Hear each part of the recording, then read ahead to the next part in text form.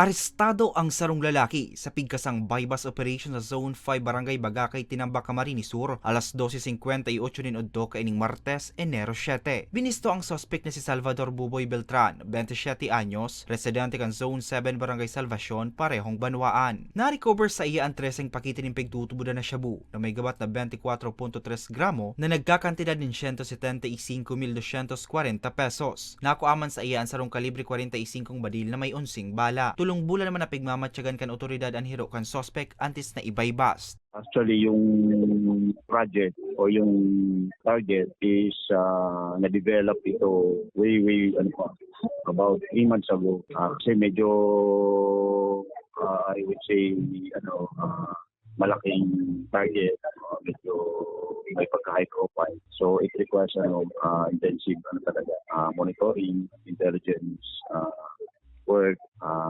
kasi pabago-bago ng location, mailap.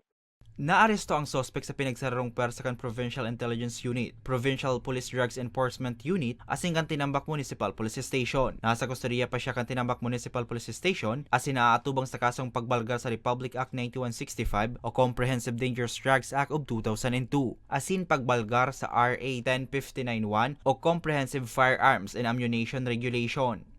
Mientras tanto, sa Santa Elena, Camarines Norte, sarong persona ang dinakop kan otoridad alas 3:15 kasaudang maagawon sa Purok 9 Barangay Poblacion, huli sa pagkaka-embeltuman sa illegal na droga. Pigbisto ang suspect na si alias Adam, 34 anyos, native kang Balakbak, North Cotabato, asin naka-istar sa Tondo, Manila. Nakuha sa posesyon niya ang duwang heat-sealed transparent plastic sachet, nin pigtutubudan na shabu na pigkakarkulong may gabat na 100 gramo, asin pigkakarkulong nagkakantidad din 680,000 pesos.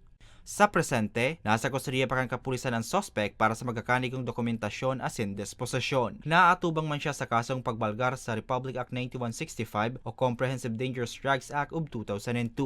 Para sa mga baretang Tatak Bicol, Hercules Barbacena.